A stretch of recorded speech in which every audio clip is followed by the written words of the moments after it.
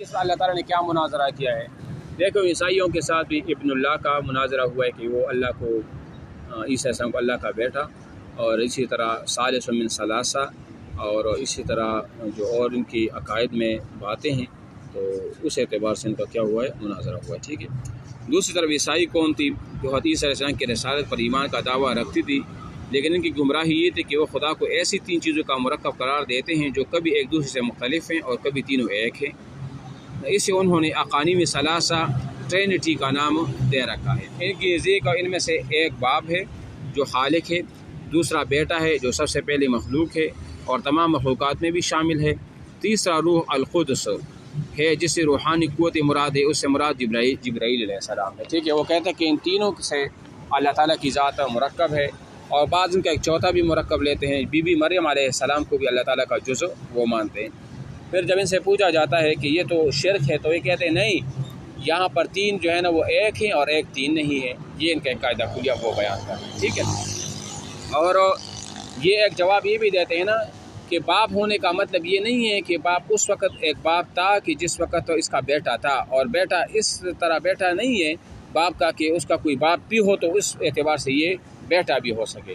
تو یہ لوگوں کی آنکھوں میں وہ ڈال لیتے ہیں کہ کوئی ہم پر یہ اعتراض نہ کر سکے کہ باپ اور بیٹے کا جو تعلق ہوتا ہے وہ تو خالق اور مخلوق ہو، یا مثال کے طور پر وہ تو ایسا قادر اور مقدور ہو، یا وہ علت اور معلول والی کہانی ہو، یہ تو سب حوادثات میں ہیں۔ اللہ تعالیٰ کی صفت تو ایسی نہیں ہو سکتی اور اللہ کی ذات بھی ایسی نہیں ہو سکتی، تو وہ یہ جو ہے نا وہ کہہ دیتے تھے، ٹھیک ہے نا۔ تو یہ ان کا ہے کہ تیسرا روح القدس ہے جس سے روحانی قوت مراد ہیں۔ عیسائیوں کا عقیدہ ہے کہ بیٹے کی روح نے عیسیٰ علیہ السلام کی شکل اختیار کر لی، جیسا کہ جبرائیل کبھی کبھی بشر کی صورت میں بھی ظاہر ہوتے ہیں۔ اس طرح عیسیٰ علیہ السلام بیک وقت خدا کے بیٹے اور بشر ہیں۔ یہ دیکھو عجیب سا فلسفہ ہے، ٹھیک ہے۔ خدا بھی ہیں، خدا کے بیٹے بھی ہیں اور بشر بھی ہیں۔ ان کی ذات میں خدا کی صفات اور انسانی اوصاف جمع ہو گئے ہیں۔ عیسائی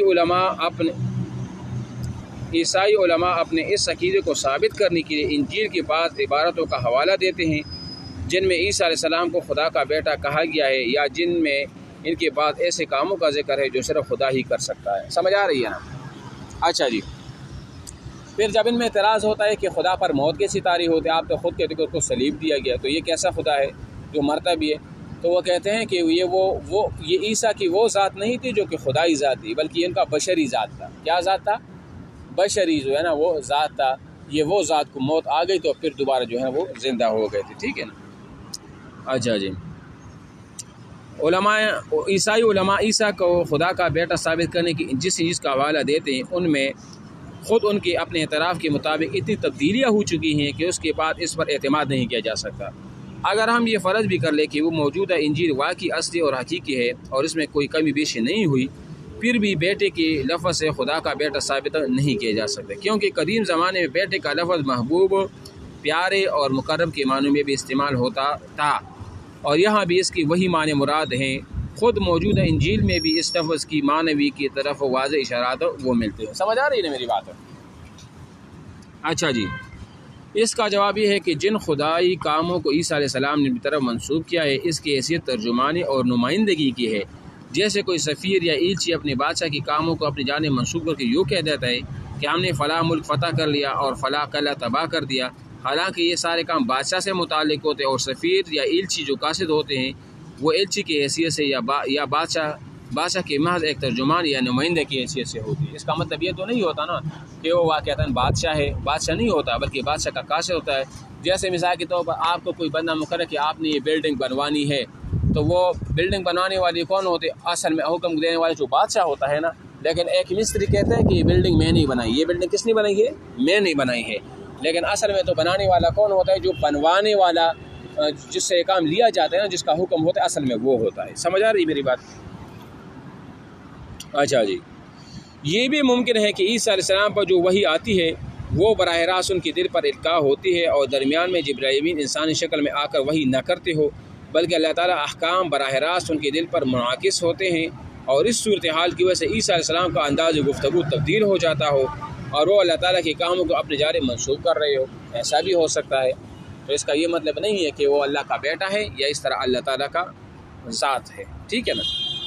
اچھا جی، قرآن نے عیسائیوں کی اس غلط عقیدہ تثلیث کی پرزور تردید کی ہے۔ یہی وہ جو تردید کی ہے نا، یہی وہ مناظرہ ہے، یہی وہ محاکمہ ہے۔